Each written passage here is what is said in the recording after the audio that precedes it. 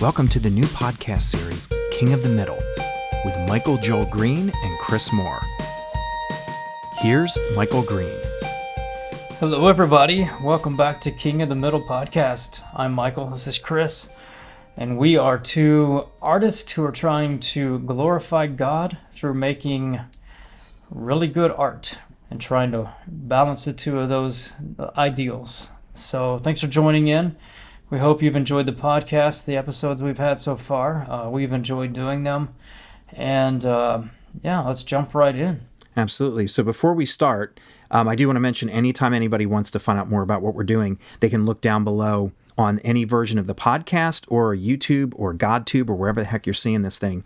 We have links to Michael's site, my site, our Facebook page, the audio version and the video versions of these podcasts. So you can see what we're doing on these links below. But the key I want to ask tonight is, Michael, you hit a milestone tonight. You just released a book today, a short story collection. Yeah, I did. I just released Currents, which is a book of stories, 6 stories actually, and featuring one short novel called Taking Iris, which I'm very pleased with. Chris and I have been working both on our separate books for the last few months, but the idea was to take the current pressing issues of our day and kind of make sense of them, especially with a Christian worldview, which I hold. So, a nation divided, pressure to conform, everything from cancel culture to the threat of worldwide calamity. They're kind of all in there, and I think the goal was to weave a common thread throughout them all, and that is our shared humanity. And we can actually talk more about that. But yeah, I think it turned out really well. I think the stories are very relevant. They're very modern. So I'm pointing to a not so in the distant future, quasi-dystopian perhaps. Would love for you to check it out. You can find that on Amazon under Michael Joel Green and its Currents, as well as the other books I've done. But yeah, I hope everyone enjoys it. I love doing it. I enjoy doing it, and I'm very pleased with them. And Chris, what's the update on your book, Untitled? Yeah, in a quick second, I also want to do one more shout out for you. We have an audio drama of one of the stories in your book called Landings. And if you look again down below, you can link to our Facebook page. You can also link to my page. It's simobimo.com.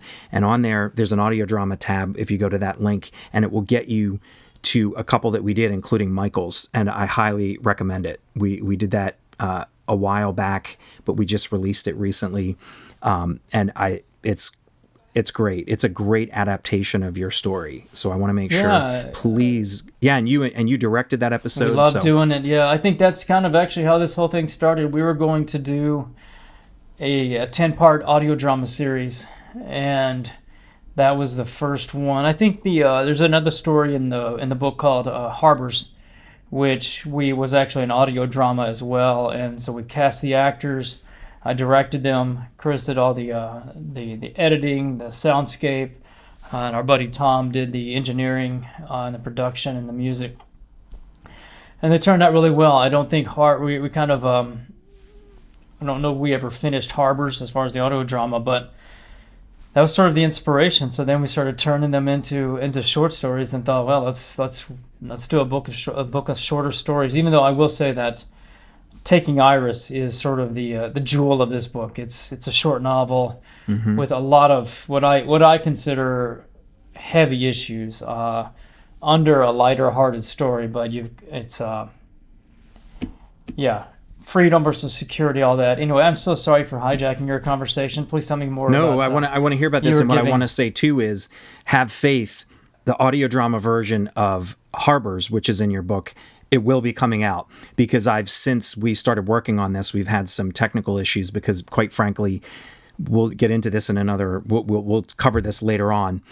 The cost and the budget of doing this and spending time to do these audio dramas when they were being done without any financial payday coming from them is an immense amount of work for all of us. So we had to take a break from that, which is how it led us, like you just said, Michael, to telling these stories because we really felt a burning passion to tell the stories in these short story collections.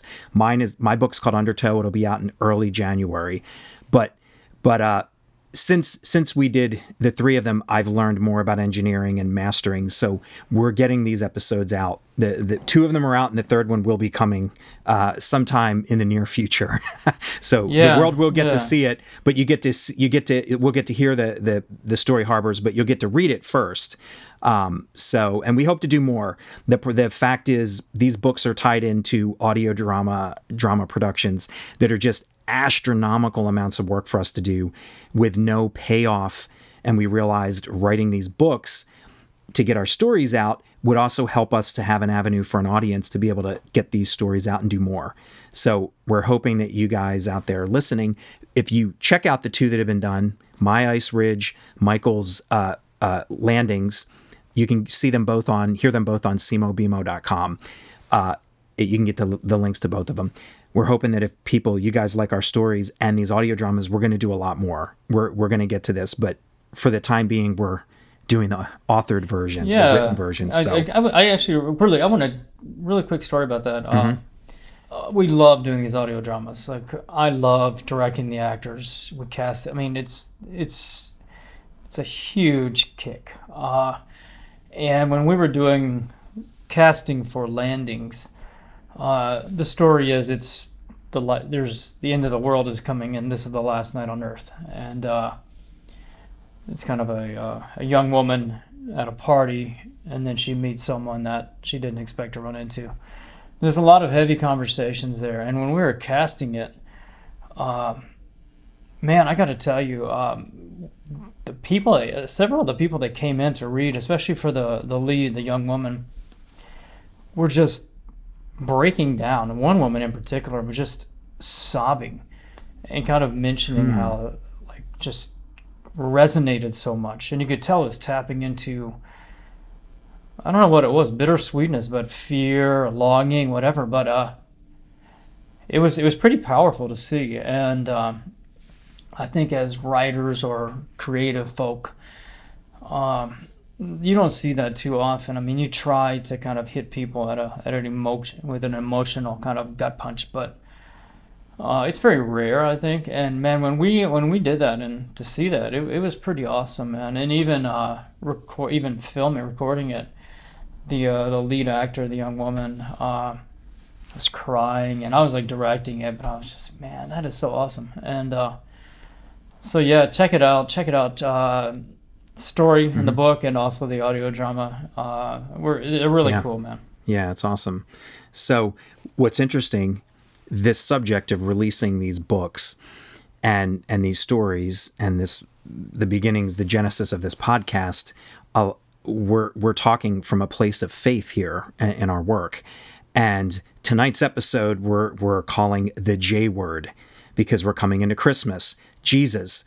We are scared quite often as believers in our workplace, with our friends, even our fellow friends who are believers, and in our work, to say the name of Jesus, to even say the Father or God. It's kind of like, okay, maybe we can get away with that because it's more culturally acceptable for a longer period of time over more faiths that are Judeo-Christian based. But we are scared to say that word, and I thought no better time for us to talk about this than Advent started this week. We're in the first week of Advent, so hey, let's dig into this.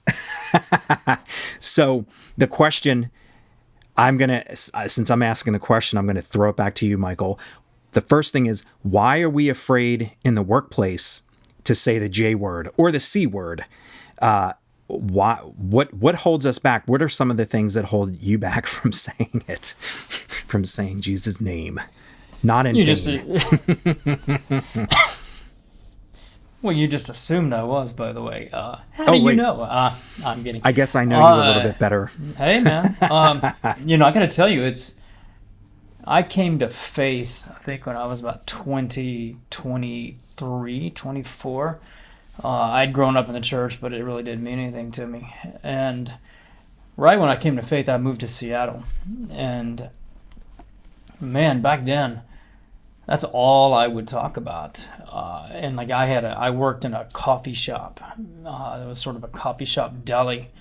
and I would see most of the same customers every day. And man, I didn't ever go a day without talking to customers about my faith. And I don't know, man. I don't know if I think it's very easy to blame the culture. Well, we're living in a post-Christian America, which is true, by the way, but how much of that do we get to blame on that? So, I don't know. It could be a lot of the blame, but over the last probably 7, 8, 9 years, something happened. I mean, I used to carry like a Bible at my desk, and I would never do that now. And I don't know, I just got afraid because I realized that a lot of the beliefs that Christians hold, doctrines we hold, do not really echo that of those of the cultures. And you start hearing things on the news. So and so was fired for, pick your poison. I don't know. I don't know. It just got scary to me, and I think there is a lot of lament there. That I had a job in West Hollywood for a few years, and then I worked in San Francisco for a year and a half, and man, I don't know if anyone in San Francisco knew that I was a believer. I don't think I ever brought it up. And I think in the Hollywood job, I think one person, my buddy Dominic, if he's listening, Dominic, hello. I mean, he knew I was a Christian, but so I don't know, man. Why is that? Fear of being judged, fear of being looked down on, fear of losing friendships. Mm-hmm. Probably. Yeah. And I fear wish of that upsetting the comfort status quo. Yeah. I would say, I wish I could say, man, there was that time in my life where I was really passionate and was out like you in Seattle, talking and looking for every opportunity. I've always been kind of nervous about, especially in the workplace. And at the end of the day, and I can't blame right now the current state of affairs where Christians are quite frankly put in a much darker, much more troubling light than they have been in recent years, as things are really coming to a head. But even before that, I can't hide behind, things are really bad now. For a long time, I've been scared or felt I don't want to tread on people's toes. And I look back and I say, okay, let me look, where can I trace some of my early origins of work where I didn't talk a lot about what I believed? Well, that was when I was in Christian University in Virginia. And you'd say, I'm in the Bible Belt, easy to talk. No, there are lots of people I was working with in the Bible Belt in my job who were not necessarily believers or you didn't know. So, and there were people who had all kinds of views that were most definitely not synchronized with conservative Christianity. And I did not want to be judgmental. I was also younger and I didn't know how to have the debates. So I decided it's better for me to love people and not have the debate. But the thing is, I couldn't use that excuse forever. When I was younger and I was first getting out into the world and I was away from home, that's one thing in school. But as you become an adult and you go out into the workplace, it starts, that argument doesn't work as well. But I would say definitely ever since most of my adult working career has been in Hollywood.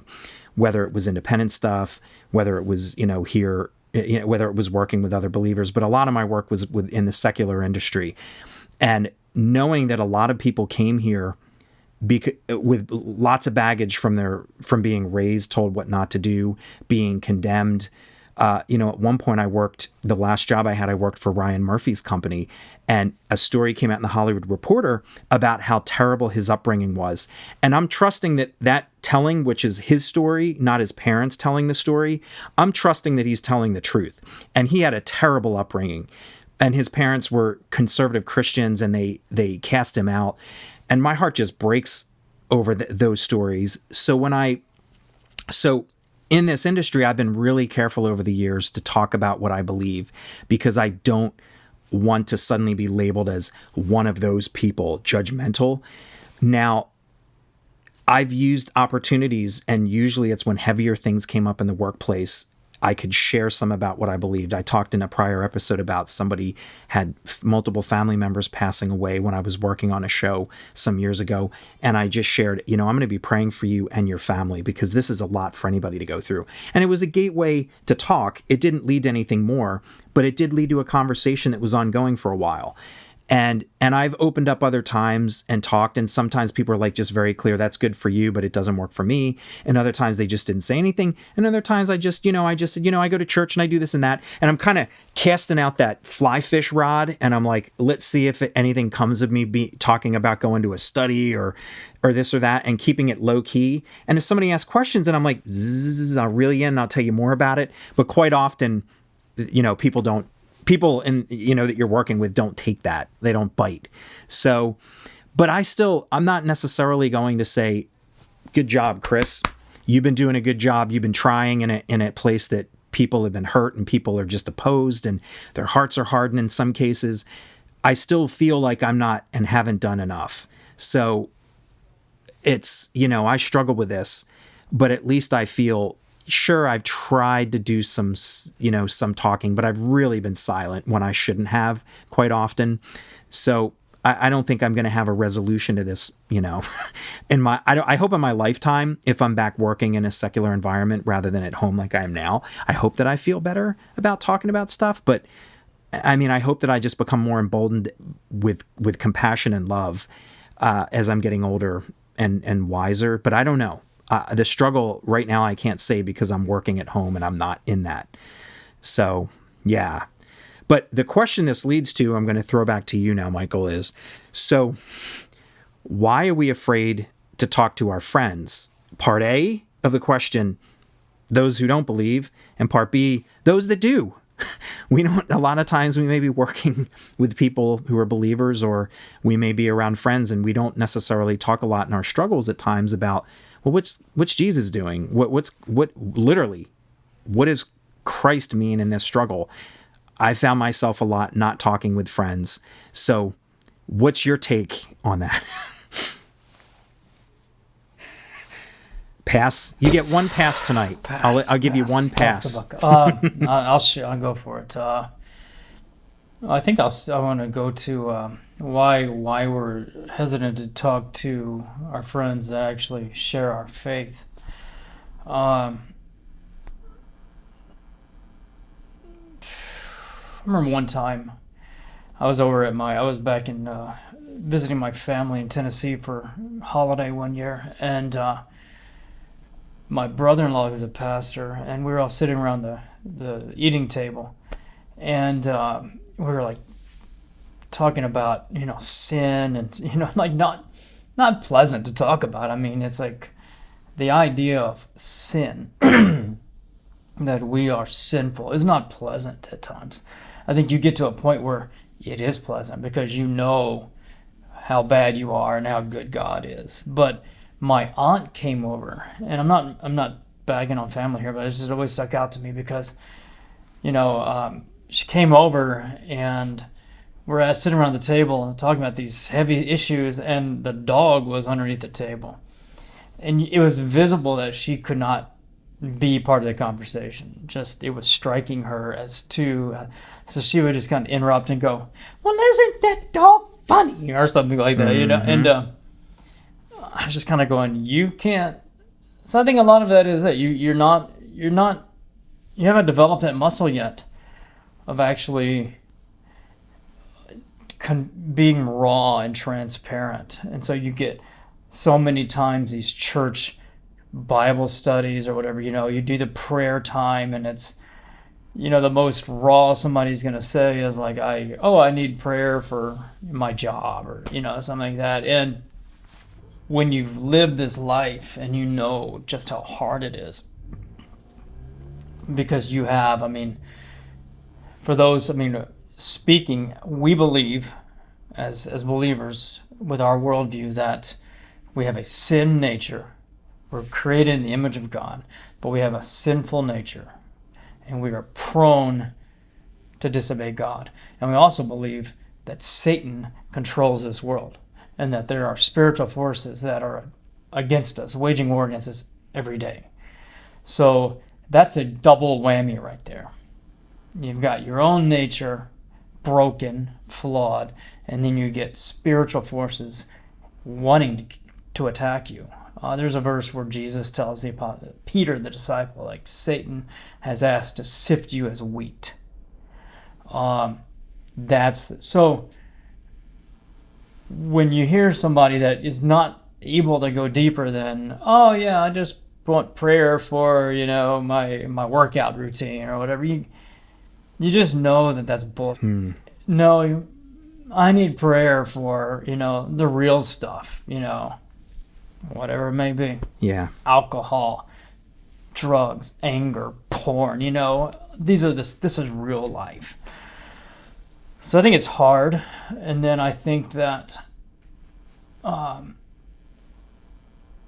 think you don't want to offend somebody. There is this huge misconception. The most misused verse in the Bible is that verse, do not judge.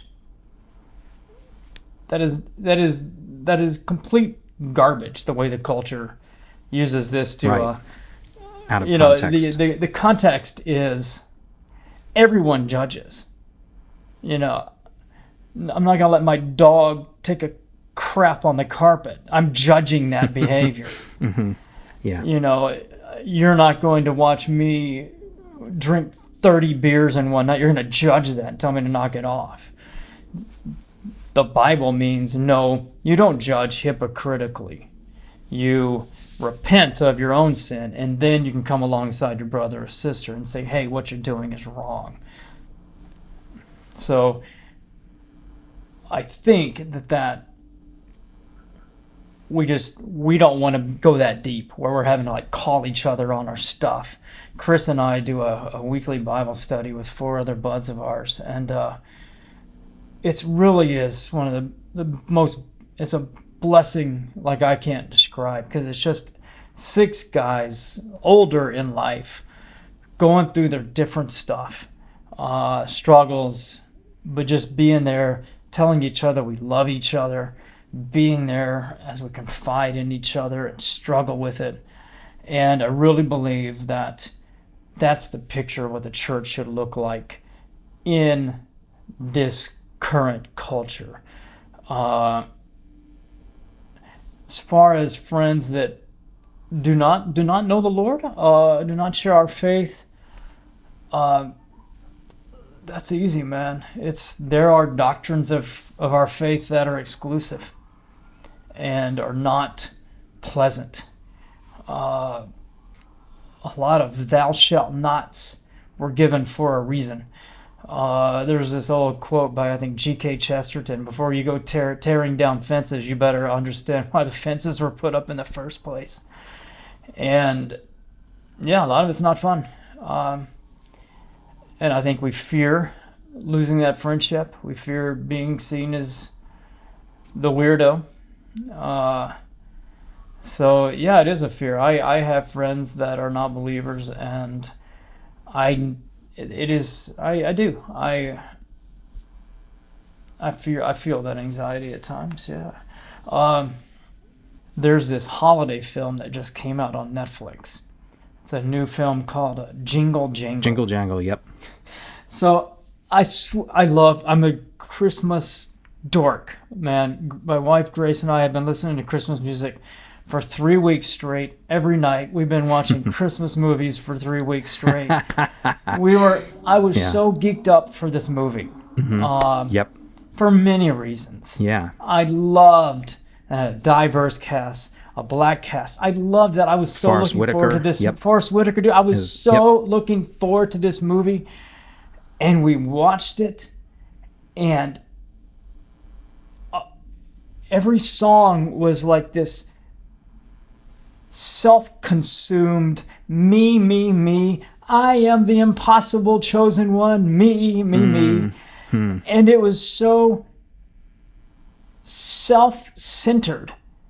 And the moral seemed to be, if the toy maker couldn't be famous again and rich again, and I'm probably missing some of the point, but then what was life worth living until the chosen one granddaughter comes along, and she's the impossible me, and and and Grace and I both were just like disappointed beyond belief, and I was just thinking about it afterwards, going, the culture loves Christmas because it's this like feeling they can manufacture. You put on enough like music and eggnog, and you'll get this kind of warm feeling. But you're just manufacturing a feeling, because the Christmas is about Jesus, and Jesus' whole message, his whole life was about denying yourself, being last to make someone else be first, becoming poor, not loving yourself, loving God and your neighbor. And this movie had no idea what Christmas was about. It was just trying to parrot cultural self-love, me, worship me. And it wasn't a Christmas movie. It was a movie of the week that if it had not been advertised as Christmas, I might have watched it and gotten some enjoyment out of it. But I was just dumbfounded. It's like the culture cannot understand what Christmas is about, because Jesus is what Christmas is about, and Jesus is about denying yourself. It's about loving others ahead of you. And we have this insane notion that if we just love ourselves, we will love others. And it's like, no, it doesn't work like that. You are self-centered to the core. You love God and you love others. Then maybe you can love yourself. Mm-hmm. Yeah.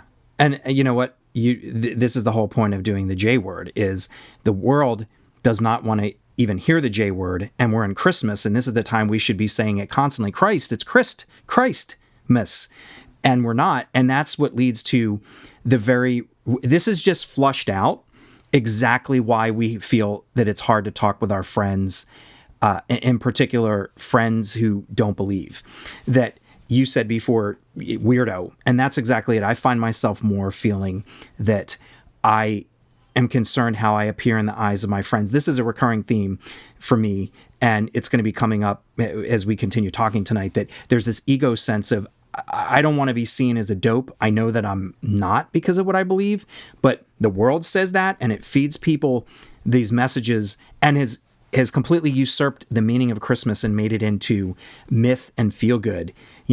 People don't realize that Rudolph the Red-Nosed Reindeer was engineered by a department store to sell stuff. Now, I love the story. It's a great story. It's fun for Christmas. And I put it on a shelf that's like, this is not Christ. It's not Jesus. I've been hesitant over recent years to even read or look at the cartoon, the stop motion, as much as I loved it growing up. We even have a copy of it, but I've been hesitant to watch it because I know that is the opposite. That is the kind of thing that has Jesus turning the tables, in the temple, outside the temple. This is not what this day is about. But with friends, this is especially a hard time of the year, because you would think it's a great time where we can talk to our family and friends who don't believe and say, let's talk about what this really means. But the fact is, because we are opposed to the way the world's view is of faith and Christianity, most exemplified in the commandeering of this holiday from its true purpose about Jesus, how do you go and tell your friends or your friends and even loved ones who don't believe, how do you go to them and say, you got to get all those Santa Clauses, which, by the way, I'm going to interject here on myself. Francis Chan talks about this, and his wife talks about, I think in one of the books they wrote together, how hard it was. She grew up in a household. She's a pastor's wife who grew up in a household where you have Santa Clauses all over. And I have that, and I love it. My mom still does that. All over the place. And he said, we can't have any because it's contradicting it's taking away from our focus from Jesus. Now, I don't take that hardcore stance on that same degree, because for me, Santa Claus isn't engineered like Rudolph is. Santa Claus is actually based on numerous real people over many, many centuries who did good things. And I'm like, I'm going to teach our daughter the true histories of Santa Clauses and say, he was serving Jesus, and let's talk about why he was doing it for Jesus. And we're going to refocus that Santa Claus, Saint Nicholas stuff. But it is so hard because as I've realized in recent years, all the feel-good stuff that I grew up, and my parents are very devout, and I came from a Christian household, but we had a lot of blending of the worldly stuff in because the world was pressing on us so much. It's not my parents' fault. It's the world that we grew up in.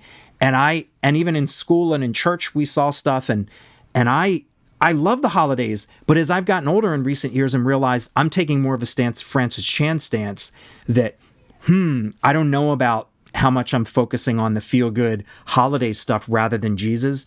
And how do you go and tell your friends and your family that it's heartbreaking to say, the sting of the truth is so heartbreaking to say you can't focus all this joyful energy you have on this secular stuff. You got to pull back and look at like you said, Michael, the denial of self. You have to pull back and look at the sacrifice and look at the beauty of this birth, Jesus, that's leading towards the resurrection, that's leading towards sacrifice for our sins. It's really hard when you first come to the terms with that. I had a hard time some years ago when I started realizing I needed to stop worrying about gift giving. We do gift giving, but I had to trim it down. I had to stop expecting anything. And I had to talk about what this season meant. So this is such a hard yet great time of year to talk about it, but I don't know that we're going to have as much success talking with our family and friends at Christmas about the true meaning.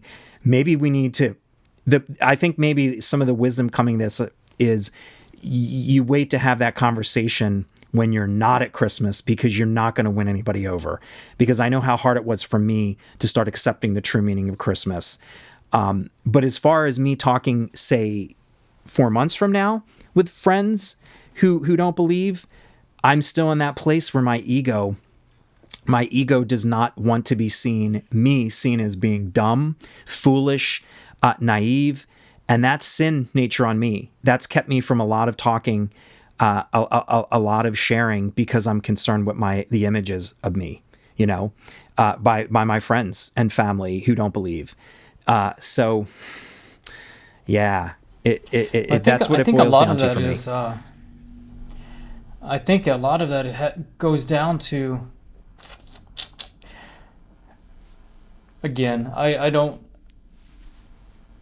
not going to sit there and, America is America, it's but there was a time when I was growing up where, Christians, I think we're kind of the majority, at least by claim. Right. And so honestly, you could almost say like we were still in the cool crowd. We were part of the cool club. And I think that throughout history, with a few exceptions, and I think America over the last 200 years would be an exception, Christians have never been part of the cool crowd. Jesus said they will hate you because of me. You will be persecuted for my name's sake. And for the most part, Christians throughout history have been hated and ridiculed and persecuted for their faith. But we had this rare kind of period where Christians not only were not hated, they were sort of the cool kids. And admittedly did not treat the uncool kids very kindly at times. And so now I do believe that there's real people being fired from their jobs, etc. That is real. No, that's injustice. I think a lot of what we're going through right now is just a having a hard time coming to grips with, we probably aren't going to be the cool kids anymore. And we're probably not going to be accepted in the cool gang. And we haven't known that before. So I think it's hard.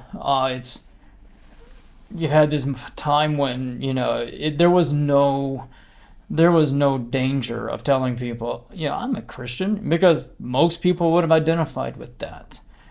I think that's part of the problem right there. It's like we love this term of identify with. It's like, what does that even mean? If you are a Christian, like, it is your identity. It is your heart. There is no, I wake up one morning and I identify with this as this. But to now say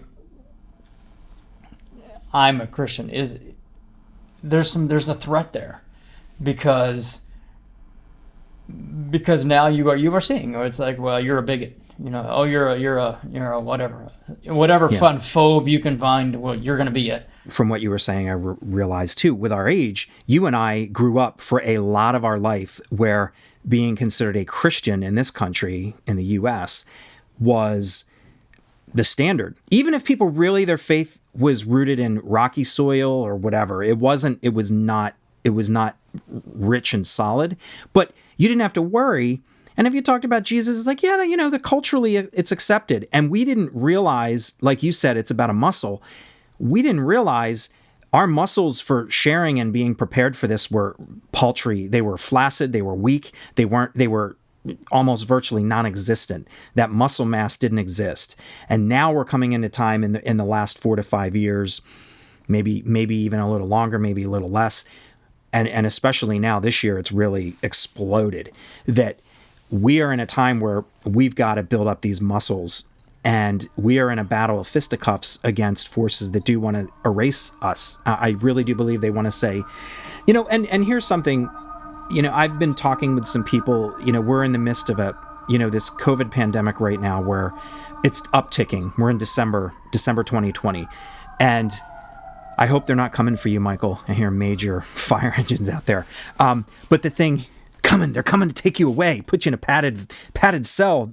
But the thing about it is, we're in a place right now where some people believe, who are Christians, conservatives believe, they're stopping us from church. They're trying to oppose us and stop us in our faith. And it's like, I don't really believe for the most part that's true. I think the leadership, especially the leadership that's more liberal, that's more left-leaning, I just think religion doesn't matter to them. So when they say you can protest, but you can't go out to church, they're really just saying it because they're looking at the law going, well, the law clearly says you're protected for protest, but church, you have freedom, but it doesn't matter. And I think that's where we're literally seeing in politics what's playing out with this discussion about how we share, because we have leaders now that we're not in a time where people believe that faith in Jesus matters, and therefore they're making decisions where it's not really anti-faith. I don't believe that a lot of these leaders are making decisions because they're trying to eradicate religion. I think they just don't think it's important. So we need to be aware of that and say, well, that's actually even scarier in a lot of ways, because it means we have a lot of work to do to talk to people lovingly and and say Jesus, say the J word. We have so much work to do because things have eroded before our eyes, and we didn't realize until things happened this year how many things had slipped, because we haven't been saying the J word with love. We haven't been mentioning Christ. We've been sitting back very lazily, like the relative you said, sitting looking at the dog. That's been me. Maybe not overtly interrupting a conversation, but me looking off and be like, oh, Lord, here we go. I don't want to get into this conversation. Yeah, so there is one thing I wanted to mention, and that's Matthew 10:33. And there's a warning in that we are actually called to speak the name of the Lord. And the quote, Matthew 10:33 is, "But whoever denies me before men, I also will deny before my Father who is in heaven." So the very fact that Jesus had to say that reminds us, even in his time, he was very well aware of not talking about the Lord. That is something that goes back millennia. Being afraid to share, and being afraid to talk about your faith to people who don't believe, to people who are family, friends, people who may be in a rough spot, people who do actually believe, but you just assume. I mean, there's a great broad warning in that. And a warning for us that if we don't actually take the time to talk about the Lord and to actually put this energy, because we're called to do it and because we know in our hearts that it's right, we're actually denying the Lord. This isn't just a matter of us not feeling it or being a little bit lazy, but we're actually commanded. Jesus said, you got to talk about the Father. You have to share, or else you'll be denied. So I just, that really resonated with me on top of all this, that it's really important that we don't fall into the traps of not talking about Jesus and not talking about the Lord. So I think we're realizing the detriment of us being afraid of speaking with others, with compassion. And so the question becomes, we're here, and I wanted to talk a little bit about our art and why we're afraid, but I think the parallels, quite frankly, with why we would want to talk or not talk in our art, it's the same reason why we would or wouldn't want to talk to our family and friends and coworkers. So the question becomes, as artists, what do we do to open up this dialogue? What practical steps can we start taking to open this dialogue with believers, non-believers, workmates, our family, friends? What do we do? How do we? I want to leave here tonight knowing some ideas about how I need to be thinking. So what's your take? What do you feel about that? I think you've inspired me a lot over the last year. I think when I first started, mid-90s or whatever, playing music, there was always this idea of being a musician or an actor or whatever who was a Christian. It was never the idea of being a Christian musician or Christian writer, meaning that it's not, every story is not going to be like overtly Christian. And I think I'm convicted about that these days, and I think a lot of that is listening to you, because you've really been adamant as far as I have to be bolder, and I don't think the answer is to simply write allegories of Aslan the lion and Jesus allegories for everything you do, or write terrible stock characters with villains that are cliche, like a lot of the movies you see. But what does it look like to be bolder? That's a good question. I think that's the answer. I don't really know what it means, but I noticed a long time ago, soon after I came to faith, man, anyone will talk in a generic term, God, or I believe in God, but once you say Jesus, there's no more neutral with anybody, which is really weird, because you can say Buddha or Gandhi, pick your human, Muhammad, and people can still be pretty neutral with that. It's not threatening. At least Muhammad in the United States, I would say. Okay, maybe not outside the United States, taken. but I agree. Yeah. Great point. Forgive me I shouldn't have. Mm-hmm. No, that's okay. But you say Jesus, and all neutrality disappears, and that's always has shown me, validated my faith, my belief, because it shows me that the King of the universe, the Savior of man, we all will kneel before someday and confess as Lord, is truly that, because you can't say the name with neutrality. I don't think you can. I mean, I do think that Jesus has been co-opted by some to represent something else, social justice warrior, or just hippie who just goes about saying pithy statements. And that Jesus is not threatening, it's not challenging, but it's also a false Jesus. So you look at the real Jesus, and it's threatening, it's challenging. There's no neutrality when you're talking about the real Jesus, not the SJW or the hippie. So I think, what does it mean to be bold? What does it mean to be bold in your writing? What does it mean to be bold in your art? I think we will know, and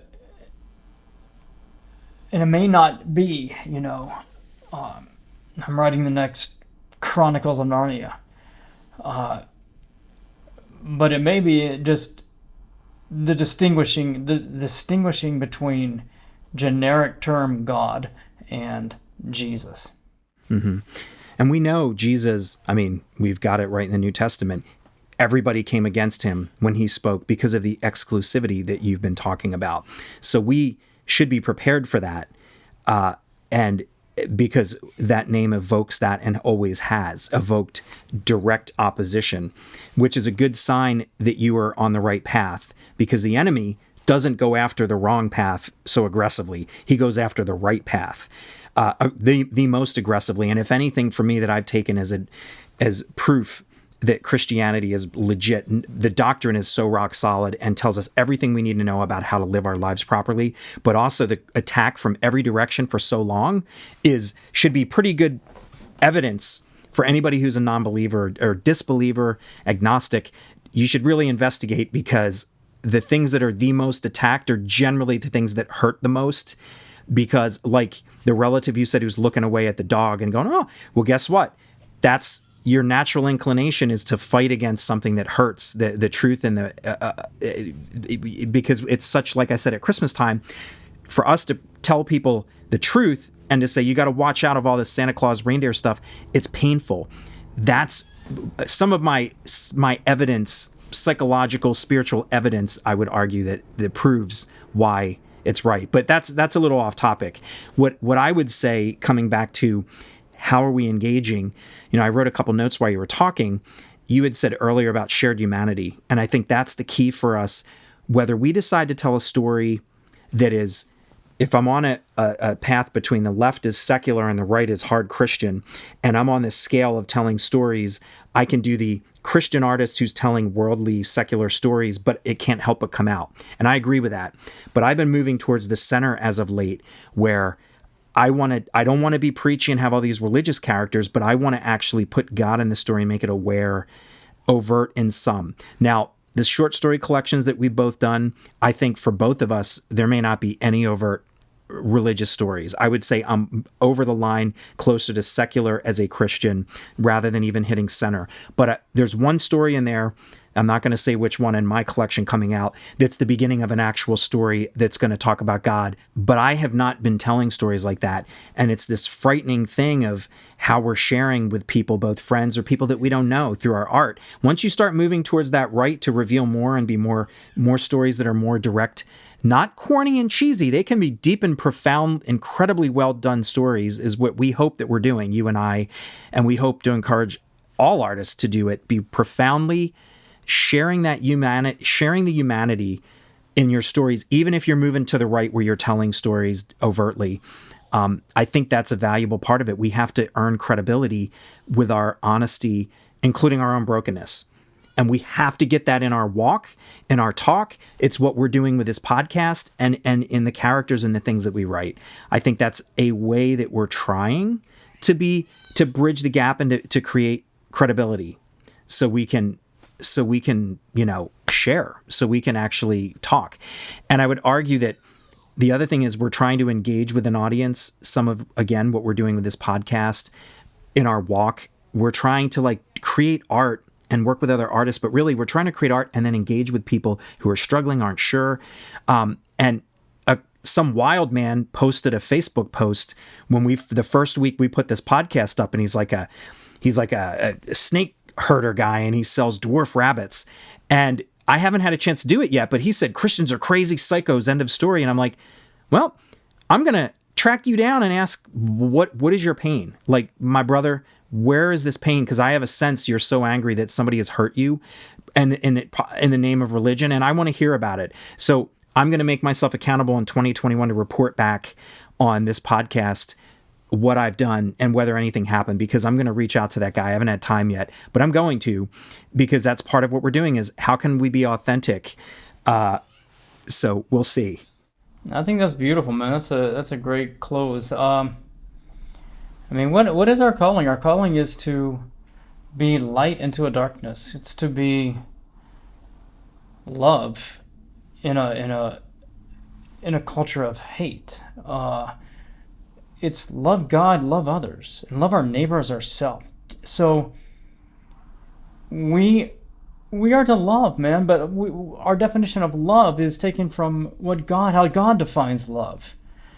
And how does God define love? I mean, well, it's, if you love me, you will keep my commandments, and you also love your neighbor as yourself. So, man, to reach out to that guy and want to hear his story, that is loving, man. And whether it's through writing or whether it's through our living, but may we be known by our love and our service and by putting others ahead of ourselves, where the culture just says love yourself, and denying yourself to put your neighbor first, man. And that is it. That is sharing the light of the gospel to the culture, or to the world.